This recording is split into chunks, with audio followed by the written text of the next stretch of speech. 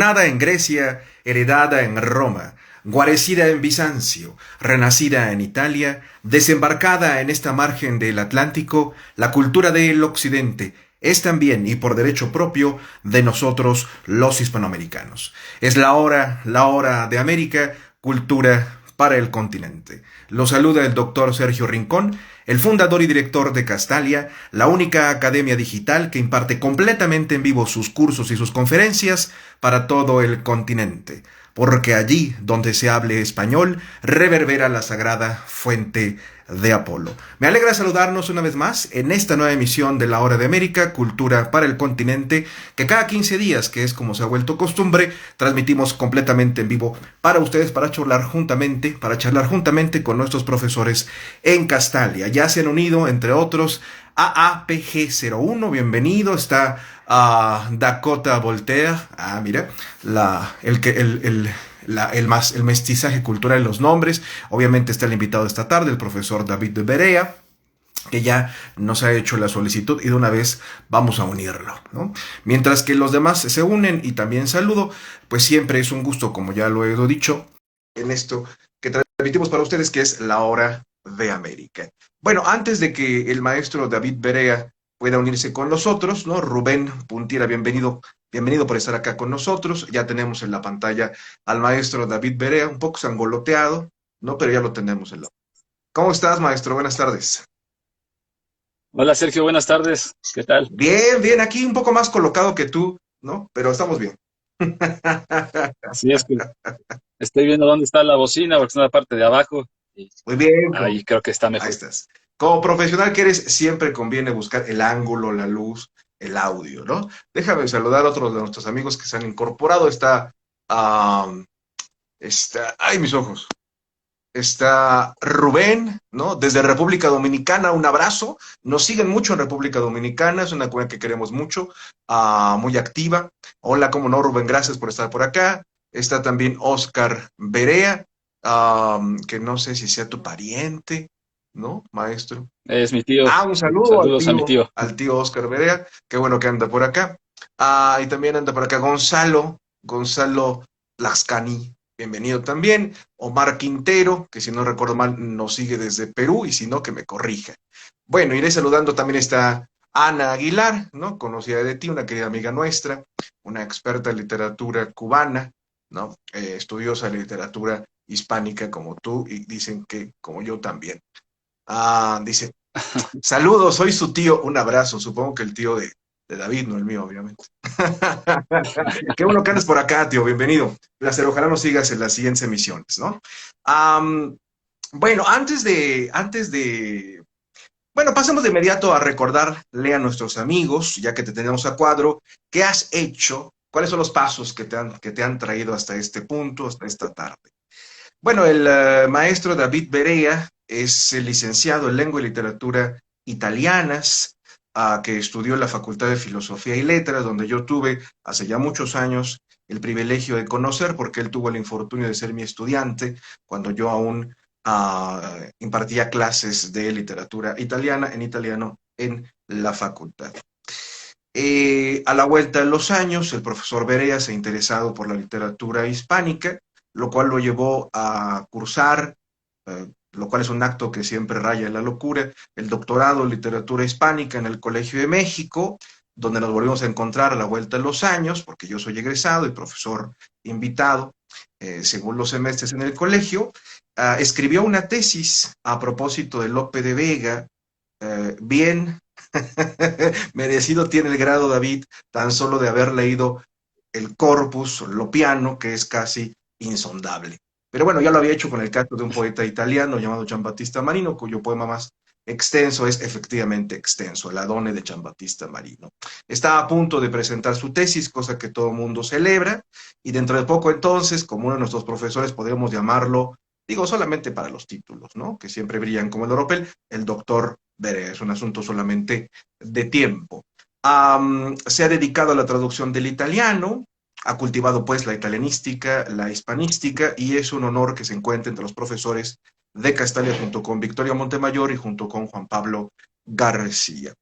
En esta ocasión, como ya lo hemos advertido, bueno, lo advirtió de viva voz David, vamos a charlar pues de lo que es su mero mole, como decimos en México, es decir, de Lope de Vega, pero en particular de las amistades o enemistades que trabó Lope de Vega durante los años de su muy brillante vida, que nosotros recordamos no sin mérito en los anales de la historia de nuestra literatura, de la literatura hispánica, porque la siguiente semana, y agradezco el gesto de David, tenemos, como todo mundo sabe, en puerta la conferencia que Juan Pablo va a dictar sobre Cervantes. Cervantes, un retrato de autor, en la que va a dilucidar junto con nosotros los arcanos de la vida de Cervantes a la luz de las obras y los arcanos de las obras a la luz de su vida. Es una conferencia que no se deben perder. Todavía tenemos lugares en 12, la del jueves, el 7, el jueves 5 de mayo por la tarde y el sábado por la mañana, que es 7 de mayo. Entonces no se lo vayan a perder, ya saben, manden su mensaje directo, ¿no? Para que de inmediato puedan estar en esa conferencia. Aprovechen los descuentos. Y sin más, bueno, me pidió Juan Pablo que te mande un saludo, ¿no? Ya que vamos a hablar de cosas más o menos parecidas. Antes de comenzar a charlar, Sí. pues permíteme saludar a los últimos que se han unido a nuestra nueva transmisión, por ejemplo, Alfredo Aguilar y Graciela Cortés, ¿no? Que andan por acá. Luis Manuel, 22.806, Conjuros y Conjuritos, Yo Urbano, que hacía nuestro estudiante, le mando saludos hasta Colombia. Está Auro CG, bienvenido, ¿no? Y bueno, pues sin mayor dilación, maestro, vamos a charlar como me lo propusiste. Gracias, Auro, te mando un saludo también. Vamos a hablar de Lope de Vega, en este caso de, como tú nos decías, de sus amistades o sus enemistades, ¿no? ¿Con quiénes? Pues con los otros, digamos así, próceres de la literatura de por entonces, nombres quizá en todos nosotros conocidos, que son Luis de Góngora, Miguel de Cervantes Saavedra, a quien ya hemos sacado a colación, y Pedro Calderón de la Barca, con quien se dice, además de con Sor Juana, termina eso que conocemos como el siglo de oro. A lo mejor, si te parece, ¿qué opinas si comenzamos? Pues, ¿por qué no podemos así lanzar ideas y conceptos y premisas como si fuéramos médicos a los que no se les entiende ni por su letra ni por sus palabras? A nuestros amigos, ¿qué cosa es eso del siglo de oro, no? Que es donde nosotros colocamos a estos cuatro, ¿no? Sí, bueno, el siglo de oro, bueno, a veces no sé si decir los siglos de oro, muchas veces hablan de los siglos de oro, del siglo de oro, que si es uno, que si son dos, Bueno, hay quien dice un en fin, cuarto del siglo de oro también, o sea, burlándose de aquello, ¿no? también. Sí, bueno, hablamos sobre todo de los siglos XVI y XVII, sobre todo la primera mitad del XVII, aunque como bien mencionas tú, eh, cuando hablamos de Sor Juana, hablamos ya de la última parte Claro, del siglo XVII, sí, sí. ¿no? Algo de ese siglo de oro pervivió en América y podemos decir, ¿no? Sor Juana es el último ingenio de los siglos de oro, pero pues si no pensamos en Sor Juana, pues sería Calderón, que muere en 1680, ¿no? Claro, claro. Bien, pues los siglos de oro son un conjunto, ¿no? Digamos, es por un lado el esplendor máximo de las letras escritas en español, que se dan al mismo tiempo en la que hablamos del el imperio español, ¿no? Como la hegemonía militar de Europa. Es normal hablar siempre de las letras en su máximo esplendor cuando hablamos de grandes imperios, ¿no? Lo mismo pasa en la Roma de Augusto, ¿no? Es la edad dorada de Augusto. Mm, Lo mismo pasará en la Francia de Luis XIV, donde tendremos a Molière, a Corneille. Luego en el 18 tendremos la edad agustea inglesa. Entonces, pues siempre va de la mano, ¿no? Las armas y las letras, ¿no? claro. Como se decía mucho en los siglos de oro. Entonces, bueno, pues son 2 siglos, tenemos muchísimos escritores. eh, Quizá los primeros, los que se consideran los primeros, pues son Garcilaso, son Boscán. Después vendrá Fray Luis de León, Ercilla, eh, que digamos que es en el siglo XVI, ¿no? En la época de Carlos V, de Felipe II. Y después tenemos ya en el siglo XVII la época de otros 3 reyes, ¿no? Que es el caso de Felipe III, Felipe IV y Carlos II, con quien termina la dinastía de los Austrias, y ya en el siglo XVIII vendrán los Borbones Ujú. a reinar, ¿no? Entonces, pues en estos siglos de oro políticamente distinguimos dos periodos, ¿no? Lo que han llamado la época de los Austrias mayores, que son Carlos V, Felipe II, que se distinguen por campañas exitosas en militares, digamos, aquí se logran aquí, eh, bueno, están siempre en guerra contra los holandeses, contra los ingleses, etcétera, ¿no? Ya para el siglo XVII, que es cuando escribe el autor de que no ya hablaremos, que es para cuando escribe Cervantes, Quevedo, Calderón, pues empezamos a hablar de los Austrias menores. Es un término que le dan los historiadores. Primero Felipe III, que se distingue por cesar esas guerras, al menos con las grandes potencias. También es un periodo de gran corrupción entre la corte. Después viene la época de Felipe IV, donde hay de nuevo guerra, digamos, se reanudan las guerras, la guerra contra los holandeses, y bueno, ya después con Carlos II, ¿no? Que son periodos que eh, se dice que es la decadencia del imperio español, ¿no? Habría que ver qué tan cierto es esto, pero al menos militarmente vemos que sí, Mm, que va disminuyendo y de la misma forma van disminuyendo los ingenios, ¿no? Hablamos de Lope, de Cervantes, de Quevedo, con Felipe III, hablamos con Felipe IV de Calderón de la Barca, eh, porque Calderón de la Barca es menor, mm. es menor que los demás, y finalmente ya con Carlos II, pues hablamos de Vances Candamo, que es el dramaturgo más importante del siglo XVII, y por supuesto de Sor Juana o de Sigüenza y Góngora en América, ¿no? Entonces, pues más o menos esto diríamos que son los siglos de oro, ¿no? Una época de esplendor para España, tanto en lo militar, en lo político, como en las letras también, ¿no? Sí, digamos que como tú bien dices, ¿no? Son dos siglos, el 16 y el 17, en los que se van sumando generación tras generación individuos que descuellan por el dominio de la técnica para transformar la materia que eligieron para su arte, que es el lenguaje, la lengua que nosotros hablamos, es decir, el español, en una y en otra márgenes del Atlántico, ¿no? Dos centurias a lo largo de las cuales hay momentos quizá más intensos o de mayor concentración, a propósito, digamos, de lo que ahora llamamos con la mano a la cintura el esplendor de nuestra literatura, pues porque fueron contemporáneos ciertos individuos, ¿no? Es decir, convivieron al mismo tiempo por razones azarosas, como ocurre en todo caso de coincidencia, eh, más de un individuo cuya obra,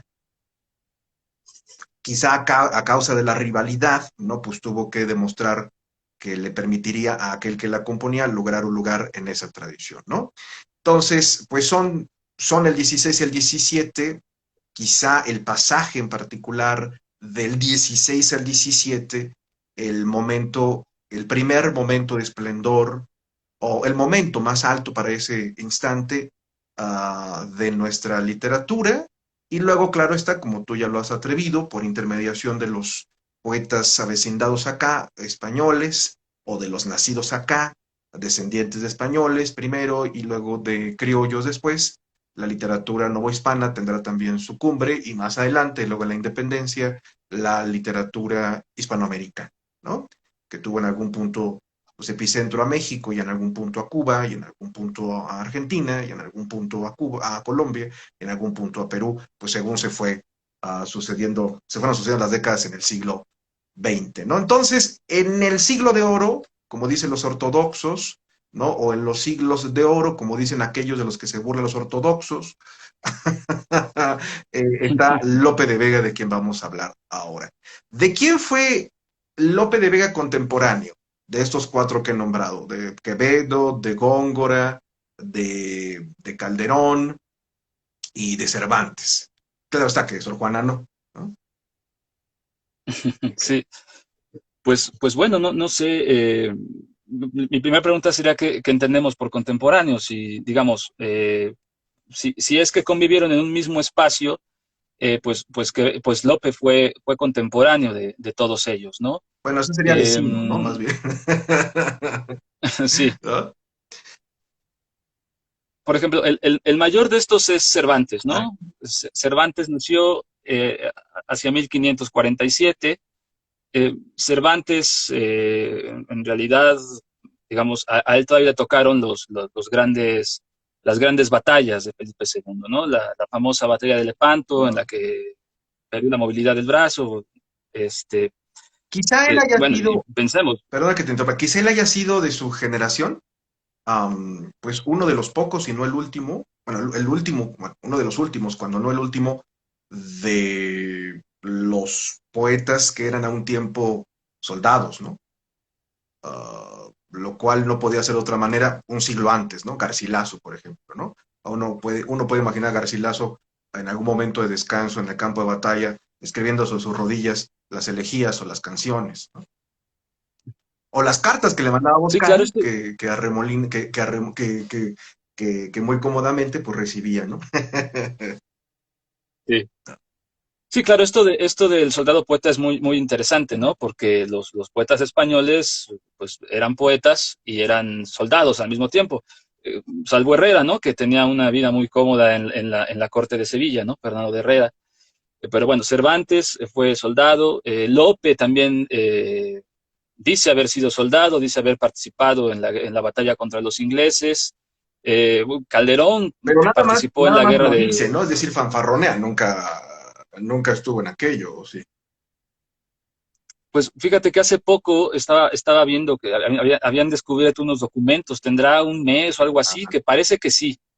Digamos, hasta hoy todavía es como dudoso, ¿no? sí, sí, sí. Él fanfarronea mucho, pero parece que han encontrado muy recientemente, según he estado viendo por ahí, Mm, que hay algunos documentos que prueban que sí estuvo, pero sí, hasta hace poco era algo dudoso, ¿no?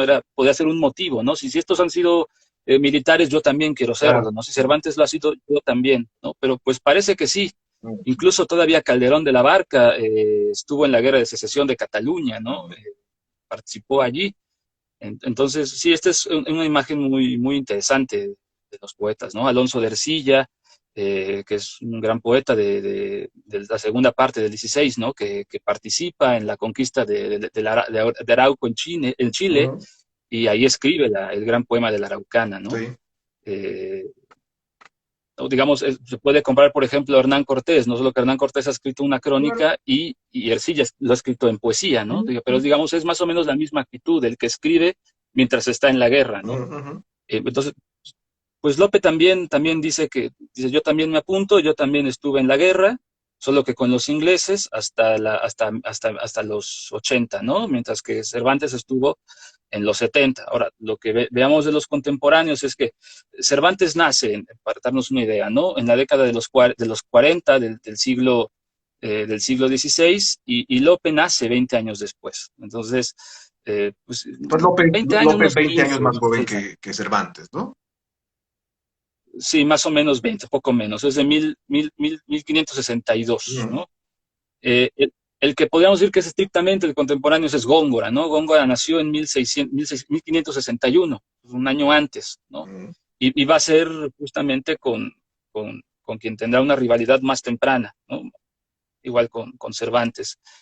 Quevedo, en cambio, es más joven. mm. Quevedo es de 1580, y Calderón de la Barca ya es de 1600, ¿no? Entonces ahí ya hay una diferencia de edad, digamos, ya hablaremos ahora de Calderón y Lope, que tampoco es una relación muy, muy extensa, ¿no? Digo, sí, digamos, muy, muy grande, ¿no? Uno tiene que pensar, no es que los dramaturgos del siglo de oro, Lope y Calderón sí, pero Lope y Calderón pertenecen a distintas Sí. épocas, aunque sí llegaron a estar por allí.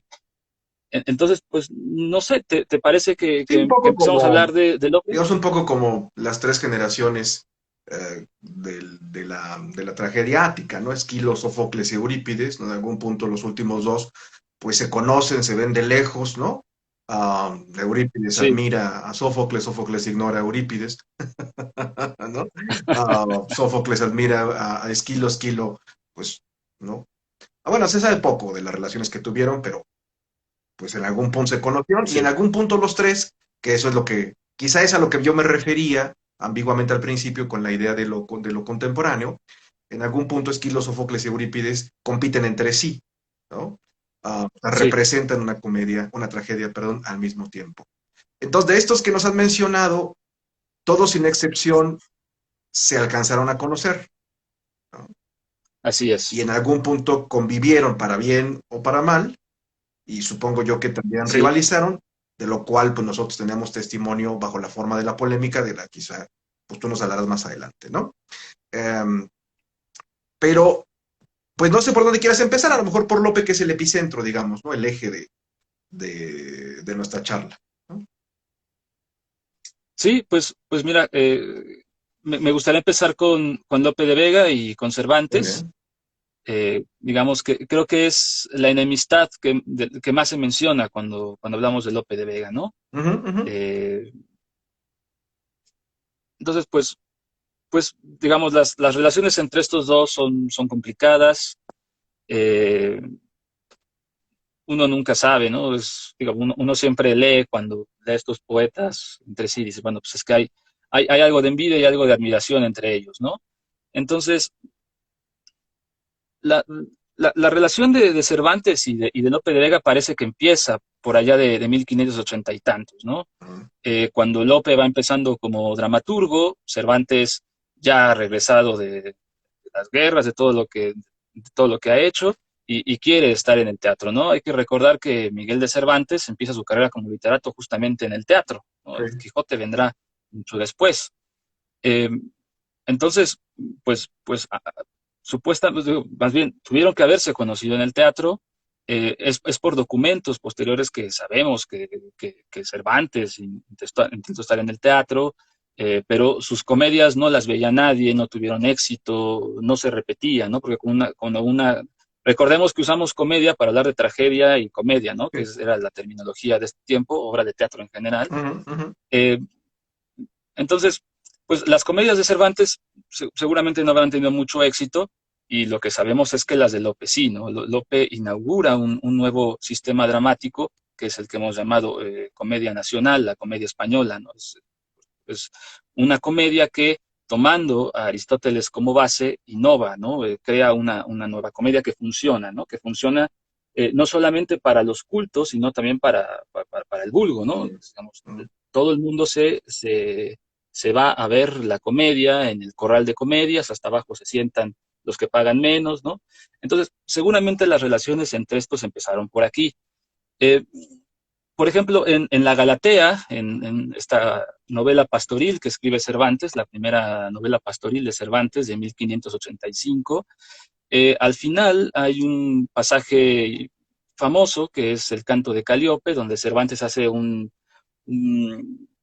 se pone a hablar de poetas, ¿no? Los poetas de mi tiempo y se pone a elogiar a todos los poetas, ¿no? Y es Entonces, aquí hay un elogio. la primera revista que él hace de los poetas de su tiempo, ¿no? La segunda será El viaje al Parnaso, y si se quiere, incluso la tercera la adjunta al viaje al Parnaso.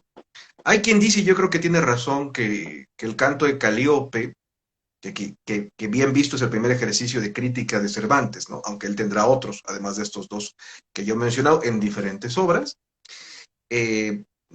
ya lo tenía escrito antes de la Galatea, ¿no? Y que lo incorpora luego la Galatea en algún punto, ¿no? Porque pues, le viene, ¿no? Sí, Y yo creo que hay algo de razón en eso. Ujú. Bueno, pero decías, comenzó por lo pastoril, ¿no? Y ahí está la Calíope, sí, está el bueno, canto de Calíope, en el canto de Calíope, ¿qué pasa? sí, bueno, pues aquí dice, voy a leer unos versos nada más, dice Cervantes, ¿no? No entraré con alguno en competencia que contradiga una verdad tan llana, y más si acaso a sus oídos llega, que lo digo por vos, Lope de Vega, ¿no? Entonces, claro, aquí hay pues un elogio a Lope, ¿no? Bueno, nadie Eh, dirá que Cervantes no sabía rimar, ¿no? Ya que sus versos sean poéticos es otra cosa. sí, claro, entonces, pues bueno, Lope triunfa en el teatro hacia 1590, Cervantes se desaparece, como lo dirá más adelante en el prólogo a sus comedias, ya hablaremos de ellas más adelante. Oye, Y antes de que continúes, después de que te interrumpa tanto, pero es que quiero aprovechar tu sapiencia, ¿no? Tú que tienes tan al dedillo datos, fechas, obras, que facilitan siempre la interpretación. Bueno, se da como hecho no puesto a discusión que Cervantes fracasó clamorosamente en el teatro, quizá eclipsado por la novedad que ofrece con su Teatro Lope, de lo que ya nos has hablado. Pero en tu opinión, aunque sea brevemente, ¿por qué crees que no hayan sido bien recibidas las comedias de Cervantes? Que no fueron pocas, ¿no? Bueno, comparadas con las de Lope, pues son apenas, no son ni una docena, ¿no? Pero en tu opinión, digo, no tienes que darnos una, una respuesta categórica, pero tu opinión, ¿por qué no pudo haber cuajado aquello?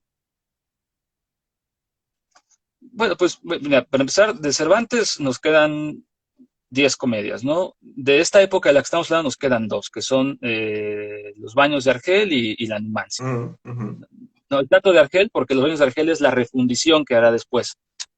Supuestamente las que escribe después son refundición de todas aquellas que se perdieron en la primera etapa en la que conoce a Lope. Ajá, Eh, ajá. por ejemplo, la Numancia es la propuesta que tenía Cervantes de tragedia. Es una tragedia muy interesante, es una propuesta novedosa respecto a Aristóteles, o sea, no es una tragedia aristotélica, no es las unidades, digamos, tampoco Cervantes es un autor aristotélico, ¿no? Lo que sí es verdad que el teatro de Cervantes estaba más volcado, creo yo, hacia un público culto, ¿no? Ujú, ujú. Eh, Lope de Vega ofrecía la novedad de que incluía los romances viejos, que Claro. el vulgo Ujú. cantaba, que sabía de memoria, entonces tenía un cierto atractivo para todos, ¿no? En cambio, el teatro de Cervantes venía de este teatro académico, humanista, con propuestas interesantes, pero que no iba a ser apreciado en los corrales, ¿no? Y el teatro de los siglos de oro, eh, en estos tiempos, sobre todo, es un teatro de corral, ¿no? Ya después vendrá, por supuesto, Calderón en la corte Claro, claro. y todo será espectacular, pero es que Cervantes no es espectacular tampoco. López es menos espectacular y Cervantes se queja en el capítulo 47 del Quijote, se queja en el prólogo a sus comedias y dice, no, es que este teatro de hoy usa no sé, mucha escenografía, es demasiado y no están las ideas allí, ¿no? Esa es la principal crítica de Cervantes al teatro de Lope, ¿no? Las ideas, el exceso de, de espectáculo, ¿no? Sí, sí, Después sí. Lope tendrá esa misma crítica de Calderón de la Barca, ¿no? Es que es demasiada pompa, ¿no? O sea, el Entonces, artificio, ¿no? Ujú. sí. Entonces, pues contestando a tu pregunta, es que yo creo que no era un teatro para el corral de comedias, ¿no? Claro. Tal vez diríamos, no sé si no digamos que España no estaba preparado para el teatro de Cervantes, no sé si decir una frase así, Se pero en oye bien, realidad tú dila, se oye podremos bien. decir, Se oye bien. Hasta en Volver al Futuro hay una frase semejante que todo el mundo conoce, que lo va a repetir. No están preparados, pero sus hijos lo apreciarán, ¿no? claro, el problema es que creo que aún hay muy pocos hijos aún que aprecien el teatro de Cervantes, Sí, yo creo que pero lo que has bueno, dicho es muy atinado, porque en Italia, donde renació en la segunda mitad del siglo XV la tragedia, aunque luego para los italianos sea el género pendiente, ¿no? Y quizá podría decirse que no lo logran cultivar como quisieron, inspirados en los clásicos, sino hasta el siglo XVIII con Vittorio Alfieri y al final de la carrera de Vittorio Alfieri. Um, bueno, cuando nace la tragedia entre los italianos, en la segunda mitad del siglo XV, nunca dejó la corte, ¿no? O sea, jamás la tragedia por su naturaleza, ¿no? Entre los clásicos civil y religiosa y entre los renacentistas, um, digamos, cargada de idolatría, ¿no? Para el mundo clásico, pues nunca pertenecerá como manifestación artística al pueblo, ¿no? Y quizá en eso consista, pues no digamos la equivocación de Cervantes, ¿no? Más bien, él no, como otros antes que él, no entendió que la tragedia pues podía adaptarse, ¿no? O más bien, no concebían, yo creo, moralmente que eso pudiera adaptarse, que conviniera adaptarse, ¿no? Y bueno, a Lope de Vega quizás se le ocurra, lo prueba y, ¿no? Lo abraza el éxito, ¿no? sí, ¿No? sí, creo que sobre todo eso. Y bueno, mira, la rivalidad entre estos dos más fuerte, bueno, Lope de Vega para 1604, 1603, había escrito ya un sinfín de obras, había escrito una novela pastoril, La Arcadia, Sí. que es quizá uno de los libros más vendidos durante el siglo de oro, El peregrino en su patria, un montón de poemas narrativos, pues, por decir épicos, por decir todas estas cosas que se puedan, ¿no?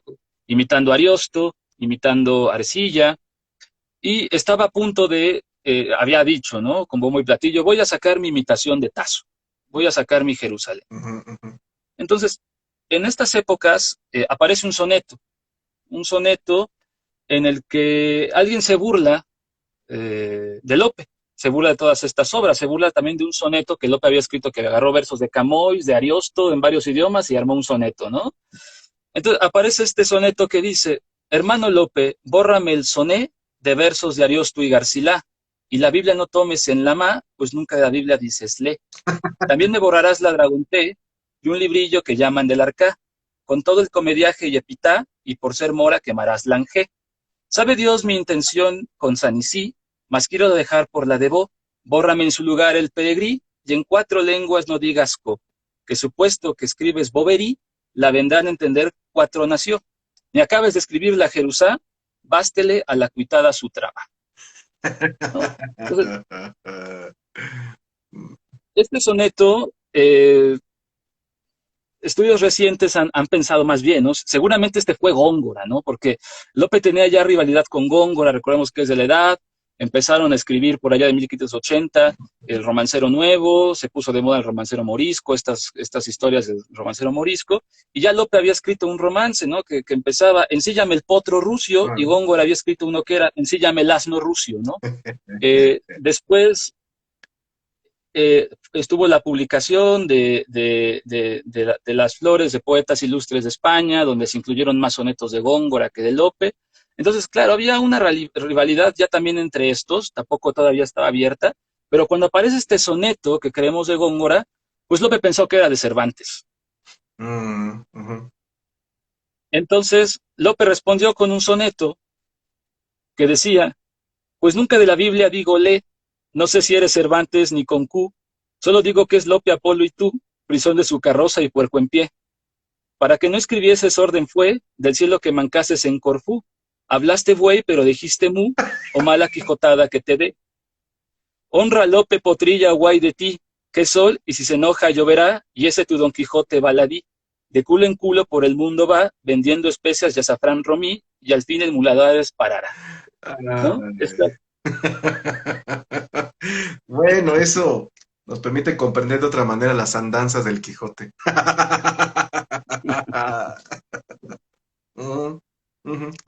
Claro, y cuando aparece el Quijote, pues está, ¿no? Como mencionaba, ¿no? En el capítulo 47, que sale este canónigo y dice: no, es que el teatro actual no es bueno. Y luego esta escena en la que Sancho dice: déjame en paz, monstruo de naturaleza, ¿no? Entonces, no, pues, ¿qué dices Lope? Ese no es Lope. Entonces, ahí hay un sinfín de cosas en el Quijote que podremos ver allí en el Quijote, ¿no? Sí. Luego que si el Quijote tenía estos sonetos de personajes ilustres, y que si Lope, como era colaborador de la Inquisición, hizo lo posible porque nadie pudiera escribir esos sonetos, entonces, claro. Entonces Cervantes se inventó los sonetos, burlándose todavía, ¿no? Entonces, aquí empieza una rivalidad, y luego cuando hablamos del Quijote de Avellaneda, ¿no? Esta segunda parte del Quijote, que no era de Cervantes, que quien lo haya hecho ganó mucho dinero, y muchos críticos han llegado a pensar, pues, seguramente fue Lope, ¿no? Porque aquí vemos un Quijote muy moral, un Quijote muy religioso, y ese era Lope, ¿no? El Lope que era familiar de la Inquisición, ¿no? De los que daban aviso, ¿no? Este está haciendo cosas, ¿no? Eso era Lope, ¿no? Era un familiar de la Inquisición. Era chivatón, entonces, como decimos en México. Sí. Arrat, como dice el Entonces, aquí en el Quijote comienza todo, empieza a ver todo, ¿no? Entonces, si Lope de Vega hasta ese momento le había ganado la carrera del teatro a Cervantes, pues ahora es Cervantes quien le gana la carrera de la novela.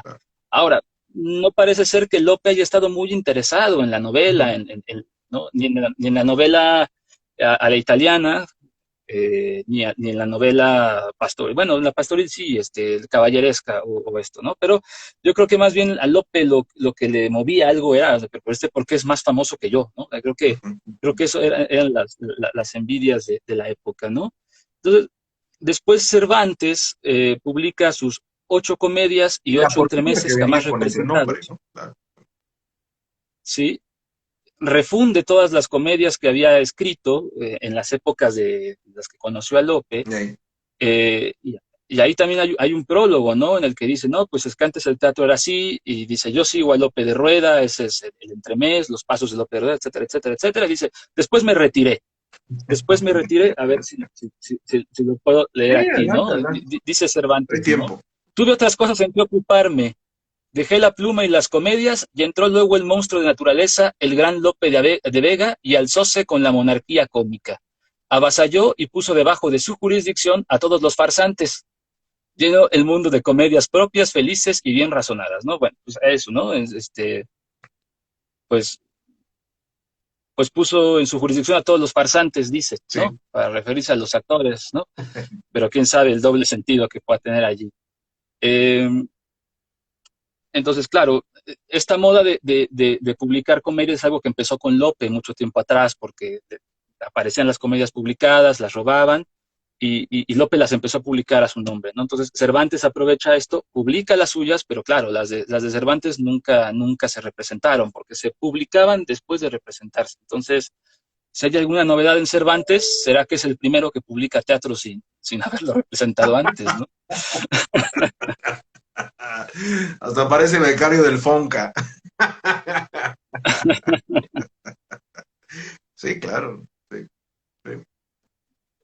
No, Claro, después muere Cervantes en 1616, Lope vivirá unos 20 años más, pero incluso Cervantes muerto, la rivalidad permanece, porque hacia, hacia 1621 y 1624, Lope publica dos libros, La Circe y la Filomena, ujú, donde incluye unas novelas a la italiana.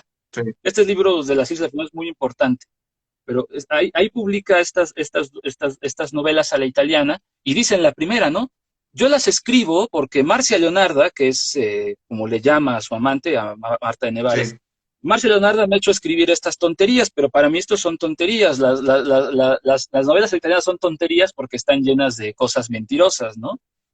Entonces, allí se ve, ¿no? Porque había dicho Cervantes, ¿no? Es que yo soy el primero en novelar en España, Sí. ¿no? Y dice Lope, bueno, el cuento siempre ha existido y en castellano se dice cuento. Y entonces ahí hace también él una especie de teoría extraña de la novela corta, del cuento, pero ataca a Cervantes, ¿no? Y entonces parece ahí que todavía quiere enfrentar a Cervantes, aunque ha muerto hace mucho tiempo, ¿no? Pero bueno, decía yo que son importantes estos dos libros, porque aquí viene otra enemistad que tuvo, ¿no? Es un libro que se carga contra dos rivales, ¿no? Los dos grandes rivales de Lope, ¿no? Que es Cervantes por un lado y Góngora por Ujú, el otro. ujú. Empezamos a hablar de la rivalidad de Góngora, Sí, porque muy frecuentemente se habla de Góngora y Quevedo, ¿no? Siempre Góngora, Quevedo, eh, en las esferas cultas se habla de Góngora y Quevedo, en la academia se habla de Góngora y Quevedo, en los memes se habla de Góngora y Quevedo, o sea, es como la gran rivalidad que se da justo por esta puntada de Quevedo, ¿no? De yo compré la casa de Góngora y la desgongoricé, ¿no? O sea, son, entonces, tal parece que Quevedo tenía un odio irracional por Quevedo, ¿no? Bueno, le debemos a Quevedo la publicación de Fray Luis de León, que publicó a Fray Luis de León para decirle a Góngora, así se escribe, ¿no? Bueno, a los gongoristas, ¿no? Así se tiene que escribir. así es. Pues parece que hay un odio de Quevedo a Góngora, ¿no? Sí. Góngora le respondía, pero yo no sé si en realidad había un odio correspondido de parte de Góngora a Quevedo, como si lo hubo hacia Lope, ¿no? O sea, cuando hablamos Sí, de sí, Lope y de Quevedo, de Góngora, estamos hablando de dos poetas que sí estaban en plena competencia, ¿no? Digamos, a Góngora no le interesaba tanto el teatro, tenemos las firmezas de Isabela, pero bueno, si había alguien que decía yo con el vulgo no, pues ese era Góngora, ¿no? Entonces tenía sus intentos cultos de teatro, pero él no tenía intención de competir con Lope en el teatro, ¿no? Esto más bien era en la poesía, sí, claro. y Lope escribió mucha poesía épica, narrativa, ¿no? En general. Y Góngora tenía esa inquietud, ¿no? Tenía esa inquietud, escribió el Polifemo, Las Soledades, Ujú. tardó tiempo, ¿no? Digamos, Lope publica su Jerusalén en 1609, que es como lo que él quería ser el gran poeta, y tendremos que esperar unos cuantos años, ¿no? Hasta 1612 a que empiecen a aparecer el Polifemo, Las Soledades. Eh, en las que Góngora introducía muchísimas novedades, ¿no? Novedades que tenían que ver sobre todo con la lengua, Ujú, ¿no? ujú. Una lengua que intentaba o que imitaba lo más posible las construcciones del latín, ¿no? Por decirlo en términos simples, ¿no? Una cosa que a Lope le escandalizaba le escandalizó a Sí, muchos, ¿no?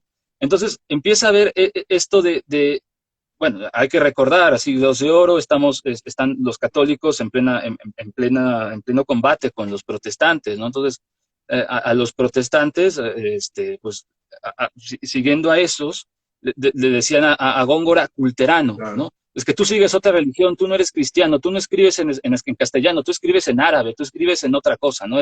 Es la burla que empieza a existir, ¿no? Entonces, claro, Góngora ataca muy pronto a Lope, Lope se defiende, eh, le manda por ahí una carta cuando publica las Soledades, le empieza la carta diciéndole, oye Góngora, yo recibí un poema que se llama Las Soledades, dicen que es tuyo, yo no creo que un ingenio como tú pueda escribir semejante cosa, ¿no? Entonces, confírmame si es tuyo, ¿no? Entonces, empieza ahí el carteo de Góngora y Quevedo, digo, Góngora y de Lope, que después Lope le da una cátedra de poética a Sí, Góngora, ¿no? sí. Y dice Góngora, esta es una carta echadiza, ¿no? Pero ahí le dice, es que tú querías escribir como Virgilio, querías ser épico.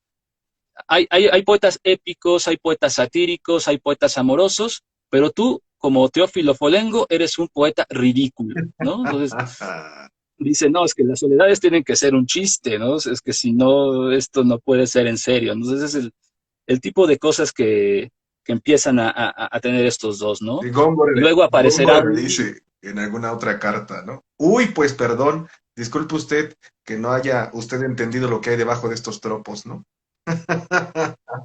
sí, sí, así es. Y saca por ahí de Sí, colación a San Agustín de Hipona, ¿no? Para que no lo tachen de hereje, ¿no? sí, entonces dice Góngora, no, es que ustedes no me entienden porque son incultos, y dice López, no, no te entendemos porque hablas otro idioma, ¿no? Sí.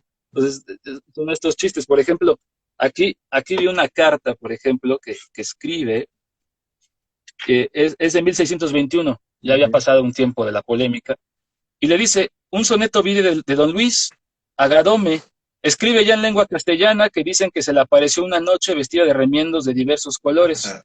Y le dijo, hombre de Córdoba, mira cuál estoy por tu causa, los pies errantes, el rostro mentido, los ojos brillantes, etcétera, etcétera, etcétera, ¿no? Claro. Eh, También aparece por ahí un tratado que se llama La Spongia. Sí. Nosotros ya no, este tratado no ha llegado hacia nosotros, pero ha llegado la respuesta de los que seguían a Lope. Entonces hay algunos fragmentos que ellos citan para defender a Lope, y entonces, se, así como no sabemos si el Quijote de Avellaneda salió de Lope, no sabemos si la Espongia salió del terreno académico de Góngora, ¿no? Sí. Que le decían, es que tú no sabes latín, tú no haces esto, tus obras están mal por esto y esto. Entonces, fue una rivalidad que duró muchísimo, ¿no? Entonces, hablábamos justamente de la Circe y de la Filomena, porque es donde Lope publica dos libros con epístolas, con poemas, con novelas cortas. Entonces, las novelas cortas ataca a Cervantes, ¿no? Que ya se había muerto, pero lo ataca. Ujú. Y, y en las epístolas y en una respuesta escrita al Señor de estos reinos, ¿no? Finge que un Señor de estos reinos le escribe, oye, ¿cómo debe ser la poesía, no? Entonces responde con una carta, pues como la de Góngora, no, ¿no? Porque hay que escribir en español, y entonces eh, es esto pasa, ¿no? Eh, Ahora, justamente esto que había alrededor de la lengua nos lleva a pensar, bueno, entonces, ¿cómo se da con Quevedo, no? Si los dos odiaban al enemigo, ¿no? Sí, sí, Pues sí, pues los dos se llevaban excelentemente bien, ¿no? claro. Eh, Sí. Se llevaban muy bien. Enemigo de mi eh, enemigo, pues es mi amigo, ¿no? claro, por ahí Quevedo tiene algunos poemas en los que dice, no, es que esos hombres religiosos que aman a las mujeres, ¿no? Entonces, por ahí hay algunas cosas que tal vez le podrían pegar a Lope, pero pues nunca porque nadie escapa de Quevedo, ¿no? Pero No, tampoco hay tampoco hay una rivalidad, ¿no? Es decir, cuando publica Lope, ya muerto Góngora, Las rimas humanas y divinas, de Liceo Tomé de Burguillos, donde se dedica a atacar, ya no a Góngora, que ya ha muerto, sino a los gongoristas, porque el gongorismo es algo que se extenderá hasta Sor Juana, que se extenderá todavía hasta el siglo XVIII, la lengua, como la usa Góngora. Bueno, pues quien aprueba el libro es Quevedo. Dice, no, pues eso está muy bien escrito, el maravilloso Lope y no sé qué, ¿no? Ahí en ese libro hay un soneto, ¿no? Y dice, Para alabaros hoy pedíle al coro de Apolo, si es que tanto emprender puedo, permitiese mi pluma a su tesoro, y respondióme con respeto y miedo, burguillos, si queréis teñirla en oro, bañadla en el ingenio de Quevedo, ¿no? Entonces, pues, la relación entre estos dos es fenomenal, es magnífica, o al menos eso es lo que parece, ¿no? Sí, Como dices tú, enemigo de mi enemigo, pues es mi amigo, ¿no? Eh, claro, eh, empieza, como te digo, Góngora trasciende, ¿no? Muere Góngora, pero queda el gongorismo, ¿no? Quedan los imitadores de Góngora y queda un Lope muy enojado con los imitadores de Góngora, ¿no? Entonces, por allí en el Laurel de Apolo se queja, ¿no? Es que ya no se le puede decir nada a los poetas, porque a los poetas uno les dice, esto no está bien, y te responden, sí está bien porque Góngora dice en el verso tal que no sé qué, ¿no? ajá, Entonces, todo está bien porque Góngora lo dice, ¿no? Entonces, Lope empieza a odiar más a los repetidores de Góngora, ¿no? A los poetas gongorinos.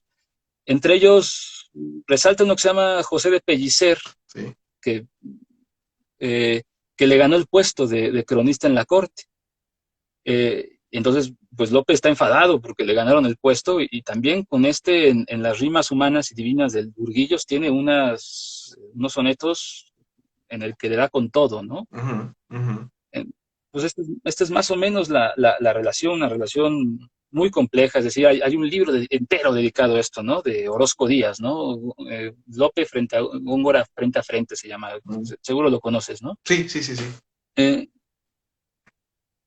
digamos, aquí hay muchísima información, las cartas, pero bueno, el resultado es, la pregunta es cómo se llevan Lope y Quevedo, pues, digo, y Góngora, pues se llevan muy mal, ¿no? O sea, creo yo que en realidad esta es la rivalidad, ¿no? De los siglos de oro, ¿no? Son dos contemporáneos Sí, claro. que se dedican a la poesía, ¿no? Que es el género más, eh, pues, más logrado, ¿no? Que tiene mayor tradición detrás de sí, ¿no?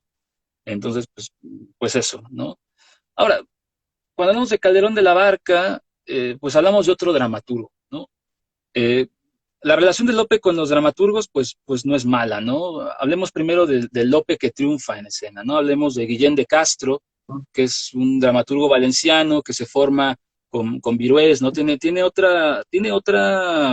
Otra visión del teatro, ¿no? Pero al fin entiende que el modelo de Lope es el modelo de Lope y se alinea al modelo de Lope, ¿no? Tenemos el caso de Tirso de Molina, que decía, no, pues Lope de Vega es mi maestro y sigue el modelo de Lope, ¿no? Eh, tenemos el caso de Vélez de Guevara, de Mira de Amezcua, que siguen el modelo de Lope, ¿no? Quizá el más extraño de estos es Juan Ruiz de Alarcón, ¿no? Juan Ruiz de Alarcón que sigue el modelo de Lope también, ¿no? O sea, no es como Cervantes que tiene otro modelo, pero es más, digo, Juan Luis Alarcón llega de la Nueva España a Madrid, entiende que hay un rival a vencer, ¿no? Pues aquí está este Lope, ¿no? ¿no? Entonces, este sí tiene una enemistad con Lope, ¿no? Ujú. Porque todos los dramaturgos de su tiempo entendían que con Lope no convenía tener enemistades, ¿no? Y Juan Luis Alarcón tuvo esta enemistad. También la tuvo con Quevedo, tiene ahí unos poemas famosos, ¿no? En el que como Ruiz de Alarcón era jorobado, pues Quevedo se burla de él, le dice Corcovilla, como Quevedo era cojo, pues le responde el otro, ¿no? Patacoja, ¿no? Entonces, muy divertidos leerlos, ¿no? Habría sido un reto El, fenomenal, ¿no? Así, Corcodilla y Patacoja. sí, sí, mira, quizá el punto más importante de esta enemistad es cuando Ruiz de Alarcón presenta El Anticristo, ¿no? Es una comedia, se va a presentar y hay bombas de olor que hacen que la gente se vaya, ¿no? Entonces, ahí hay un complot contra Juan Luis Alarcón que está hablando mal de Lope, ¿no? Entonces ahí se altera todo, ¿no? Entonces, pues otro acontecimiento que pues no podemos asegurar que detrás de él esté Lope, ¿no? Pero todo apunta a que sí, ¿no? Entonces, pues claro, esta es la relación que mantiene Lope con los dramaturgos de la primera parte del siglo, ¿no? Los que son estrictamente sus contemporáneos, ¿no? Luego vendrán los dramaturgos encabezados por Calderón de la Barca, siempre hablamos de dos escuelas teatrales, ¿no? Esto es algo puede ser muy discutible, pueden ser categorías que usamos para el estudio, pero bueno, siempre se habla de la escuela de Lope y de la escuela de Calderón, ¿no? Sí. Entonces, pues Calderón era 40 años menor que Lope de Vega. La primera vez que Calderón aparece en escena es en 1619, 1620, en ocasión de las fiestas de San Isidro, y ahí Calderón escribe algunos poemas y gana el tercer lugar, ¿no? O sea, un joven de 19 años gana el tercer lugar detrás de Lope, ¿no? En primer lugar, y en segundo creo que fue Pérez de Montalbán, que era un amigo de Lope, ¿no? Entonces, pues Lope, Pérez de Montalbán y un joven, muy, muy joven Calderón aparece ya ahí como un gran poeta. Los éxitos de Calderón, tenemos ya que hablar de 1629, ¿no? La Dama Duende, Casa de dos puertas malas de guardar, ¿no? La vida es sueño es por eso, desde por ese entonces. Eh, pero bueno, parece que no hay una relación mala entre Lope y Calderón hasta que eh, hubo ahí un problema con un hermano de Calderón que lo obligó a huir y obligó a huir al hermano de Calderón que se metió al convento de donde estaba la hija de Lope. Entonces, entraron peleando en ese convento y a partir de ahí Lope dijo, no, es que entraron al convento de mi hija y este Calderón ya no me cae bien, ¿no? Entonces, parece que ese fue uno de los problemas que tuvieron. Ya después, pues vemos ya a un Lope muy viejo, un Lope que no logró nunca hacerse de un puesto en la corte, ¿no? Y en cambio Calderón de la Barca sí está en la corte, porque esto de la corte no existía en tiempos de los mejores tiempos de Lope, ¿no? Entonces, Lope escribe ya a final de su vida El castigo sin venganza, ¿no? En el que dice, no, que los pájaros nuevos, así les llaman los dramaturgos, ¿no? A Calderón, a Rojas Zorrilla, a Agustín Moreto, ¿no? No, que los pájaros nuevos que tienen al teatro muy descuidado porque como usan mucha escenografía, lastiman el teatro y al teatro le duele que lo lastimes así y ahora han cambiado las tramas por, pues por la escenografía, por el espectáculo, ¿no? Digamos, pues son los tiempos también en los que en España empiezan a hacer la ópera, la zarzuela y todas estas cosas, ¿no? Entonces hay un cambio realmente entre Lope y Calderón, o sea, no son dramaturgos que estén en las mismas circunstancias, en los mismos años, se conocieron sí, que Lope haya aludido a él es muy seguro. Calderón, pues en realidad no hay. Calderón en algunas comedias, ¿no? Menciona obras de Lope. Calderón toma el modelo de Lope, pero a diferencia de otros dramaturgos, lo lleva más allá, ¿no? O sea, lo sigue explorando. Es esa rivalidad que surgió entre Lope y Góngora, parece que está en Calderón, ¿no? O sea, es el sistema dramático de Lope con la lengua gongorina, ¿no? O sea, es como la síntesis de esa época, ¿no? Entonces, Calderón ya está un poco más allá, ¿no? Pero pues de que hubo algún encuentro, alguna rivalidad, de que a Lope le habrá dolido verse desplazado por el nuevo dramaturgo y de que Calderón habrá sabido quién era Lope de Vega y dijo, a este lo desplazo yo, pues eso sí pasó, ¿no? Y pues más o menos estas serían las relaciones, así muy explicadas, muy rápido, muy a las prisas, ¿no? Porque es un tema enorme, ¿no? O sea, eso decir, las relaciones entre Lope y Juan Ruiz de Alarcón, pues serían enormes, ¿no? Entonces, Ahora que te escucho hablar con tanta suficiencia acerca de las relaciones que había entre los protagonistas de la literatura de por entonces, en diferentes generaciones, ¿no? En tres generaciones, ¿no? La de Cervantes, la de Lope, la de Calderón. Me doy cuenta cuán mal, por ejemplo, nos han enseñado el hecho literario, ¿no? Y cuán mal también se habla del hecho literario más allá del ámbito académico. Y por eso celebro que hoy día nos hayas platicado, aunque como tú dices, brevemente, de las relaciones que hubo entre ellos, porque explican estas, qué se escribía y por qué se escribía, y para qué se escribía, ¿no? Um, También me queda muy claro algo, bueno, ahora creo que puedo comprobar la sospecha que yo tenía de Lope, de quien siempre yo sé más cuando te escucho, cuando conversamos, cuando te leo, porque tú sabes bien, ¿no? Y no es un secreto, también entre los que me conocen, que yo siempre he denostado por razones no estéticas, ¿no? A Lope de Vega, ¿no? esas que no se pueden justificar, que son las del gusto, pero pues, si te gusta o no te gusta, pues ya no hay más que decir, ¿no? Aunque nosotros, como estudiosos de la literatura, pues tenemos entrenamiento para decir por qué vale o no vale la pena, más allá de nuestro gusto. Pero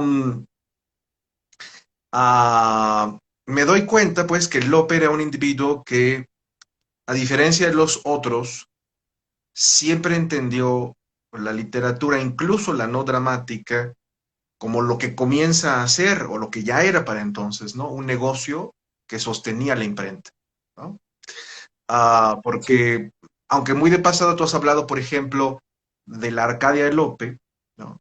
Um, que como bien te has dicho, ¿no? Pues fue quizá una de las obras más vendidas, ¿no? Del ámbito editorial hispánico de por entonces, lo cual no es casual, ¿no? Porque proviene de la de Sanazzaro, ¿no? Que fue, eso sí, todo el mundo lo sabe, bueno, ahora se sabe porque pues hay documentos, archivos, etcétera. Fue la Arcadia de Sanazzaro, diré el poema porque no es propiamente eso, pero diré el poema pastoril, bueno, la obra pastoril más, bueno, la obra más vendida de la primera era de la imprenta. O sea, fue el libro sí, más vendido. Eso quiere decir que más veces se reeditó a lo largo de un siglo, ¿no? Si no recuerdo, alcanzó 57 o casi las 60. 50, no recuerdo, 56, 57, 58. Han de disculparnos, son esas minucias que solo sabe de memoria David. Um, a lo largo de un siglo, ¿no? Y Lope, mientras están peleando con el teatro, que si no, él ve, ¿no? Y ofrece su versión, ¿no? De lo que ha claramente sido un éxito en el mercado más difícil del mundo editorial, que es el italiano, ¿no? Y ahí está, la pega, ¿no? Como tú lo sabes. sí, Claro, pues vivía el teatro, entendió que el teatro es un negocio, ¿no? Y por eso, como tú bien has dicho, en detrimento de Cervantes y los cervantistas, Cervantes es el único dramaturgo del siglo de oro que publicó sin haber puesto en el tablado nada. Pues porque no lo entendía, ¿no? O no lo entendió. Yo creo más bien como precisamente, como Cervantes es un hombre de la espada y de la pluma, yo creo, pero bueno, no tengo manera de demostrarlo. Juan Pablo no lo puede decir, o los amigos muy célebres de Juan Pablo, como Lucía Mejías, entre otros, que ha ofrecido una biografía, ¿no? Muy recientísimamente, de tres sí, tomotes, ¿no? Sobre la biografía de Cervantes. Um, pero yo creo que como hombre de la pluma y de la espada, bueno, consideraba el teatro indigno, ¿no? O sea, vulgar, por el sitio en el que comenzaba a representarse, ¿no? Es decir, no le parecía, creo yo, como a otros hombres de su época, que por ahí tuviera que pasar la comedia, ¿no? Y Lope, quizá pues porque era hijo de un sastre, ¿no? Que nunca tuvo pretensiones nobiliarias porque sabía que nunca las iba a poder alcanzar, ¿no? Uh, por su estamento. Se hizo rico, pero pues noble no era, ¿no? Que se iba a comprar los títulos, pues todo el mundo sabe que no lo era, ¿no? Como nosotros que somos pobres, ¿no? Y entonces nos hicimos un título, pues porque nosotros no nacimos, ¿no? Con ese derecho. Um, entonces, yo creo que va por allí, ¿no? El desprecio de Cervantes por el teatro, por cómo se estaba dando, el tino de Lope en todos los casos, ¿no? De reconocer el aroma de lo que vendía y no por eso hacerlo mal, ¿no? Sin duda. sí, Um, aunque claro, Cervantes también tuvo el tino con la novela y pues por eso Avellaneda, si es que existió Avellaneda, pues le roba el Quijote y se vuelve un éxito, ¿no? En las manos de otro que no las del Quijote, digo, que no las de Cervantes, ¿no?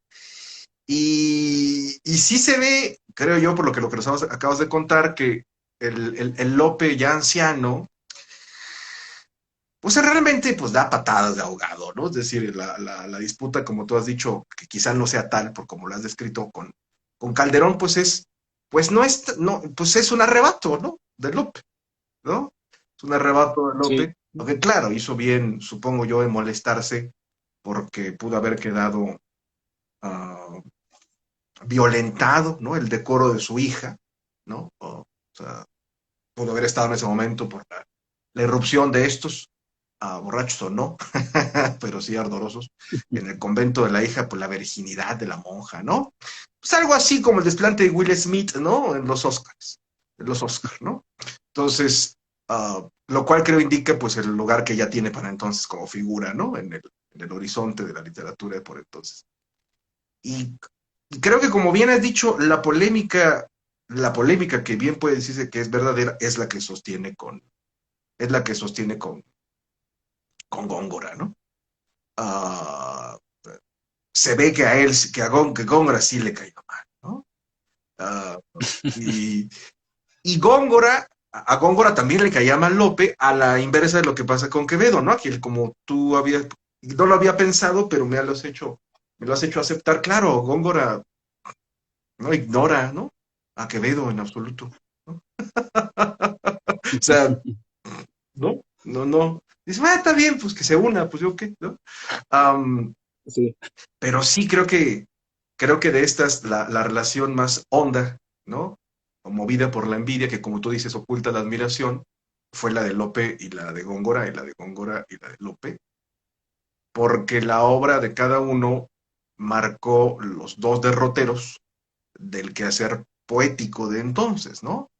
Eh, lo cual quiere decir que, pues Lope, así, hombre, o sea, emperador del tablado, pues le seguía importando, ¿no? Que lo reconocieran en el ámbito cortesano donde circulaba la poesía, ¿no? La poesía de la poesía de Góngora, por ejemplo, ¿no? sí, Nunca, como tendrán que saber nuestros amigos, que nunca mandó a publicar absolutamente nada, porque eso era de gente vulgar, ¿no? Como López, sí, ¿no? Um, pero sí, sin duda, ¿no? Góngora y López son los que, los que, los que marcan el camino, pues, del quehacer literario de ese momento en ese ámbito en particular.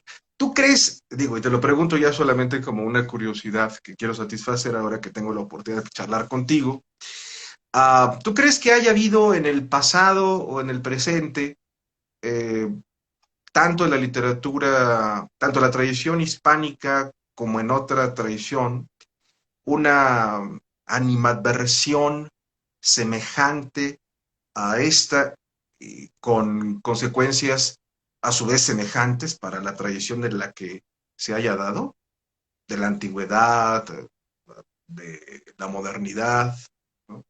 Poco antes, poco después de el pasaje del siglo XVI al siglo XVII, porque lo que revelan estas cosas, creo yo, como decía Oscar Wilde, que a los enemigos hay que elegirlos por su inteligencia, ¿no?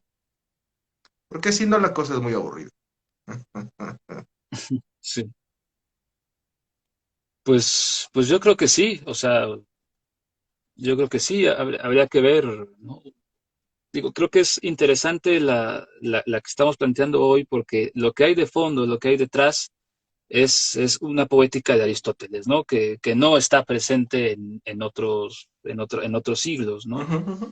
Entonces, seguramente hay muchísimas polémicas, ya más modernas. Está el ensayo como conducto de polémicas, ¿no? Hacia el siglo XX, eh, cosa que no había aquí, ¿no? O sea, digamos, o sea, seguramente sí, o sea, no creo que digamos, bueno, solo Góngora y Lope han llevado a cabo una disputa tan encarnizada, ¿no? Pero yo creo que sí, está, por ejemplo, en la Francia, ¿no? Del siglo XVII, estas discusiones entre antiguos y modernos, ¿no? El teatro francés que se forma imitando al mundo hispánico, ¿no? Corneille introduce lo hispánico a partir de Guillén de Castro, ¿no? Uh-huh. Y después vienen los franceses que dicen, pero ¿cómo podemos imitar a nuestros enemigos? Y entonces vienen también un sinfín de disputas también en Francia, ¿no? Digamos, hay que ponerle nombre ahí al enemigo de Corneille, el problema es que fueron varios, ¿no? Molière vendrá mucho después, ¿no? Eh, Tenemos, por ejemplo, la disputa en Italia, cuando pensamos en Ariosto o en Tasso, que no son estrictamente contemporáneos, pero que sus obras los pueden a pelear casi casi, ¿no? Sí, sí, sí. Entonces, no sé, o sea, seguramente habrá muchas disputas entre personalidades. ahora hablamos simplemente de poéticas, de estéticas, eh, sería cuestión de irse adentrando. De que hay polémicas, pues siempre va a haber polémica, ¿no? ¿Qué es la literatura sin la polémica, no? Pues literatura sin crítica, ¿no? Sí. Lo cual basta también. No, más bien, claro, lo cual basta, ¿no? O sea, se puede prescindir de individuos como nosotros, que son los críticos, y debería de prescindirse. Uh, pero pues nuestro trabajo es ahorrarle tiempo a la gente, ¿no? Que no desperdicie su vida leyendo cosas que no valen la pena, porque en efecto, por tales o cuales razones, no lo valen. Eh, Sobre todo en esta época que hay tanto, ¿no? Bueno, siempre ha habido proporcionalmente más cosas con las cuales Siempre ha habido tanto, ¿no? detenerse en todas las épocas, ¿no? No, lo decía más bien porque, claro, ha habido disputas, supongo yo que son un sinnúmero, algunas más famosas, algunas menos famosas, pero un buen número de estas son esencialmente teóricas, ¿no? Ujú. Pocas como esta, ¿no? Que surgió, digamos, de individuos que sí practicaban, ¿no? Y que pues luego ofrecían sus razones de haber practicado, ¿no? Es decir, pregonaban con el ejemplo, ¿no? Eh,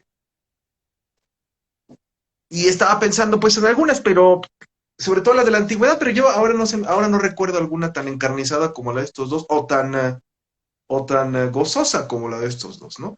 Pero quizá también se deba, como decía Karl Vossler, que quizá haya entendido como uno de los últimos grandes folcloristas de la tradición alemana, pues que hay entre los españoles y los descendientes de los españoles, o sea, nosotros, los hispanoamericanos, un no sé qué, qué sé yo, a propósito de la denostación y de la burla, ¿no? O sea, pocas Ujú. polémicas han sido tan divertidas como la de Lope y la de Góngora, ¿no? Y eso quizá, a riesgo de sonar naturalista, o sea, como hombre del siglo XIX, pues es algo propio del humor, no tal cual, del humor hispánico, ¿no? Maestro, pues no sabes qué gozo ha sido el tenerte aquí.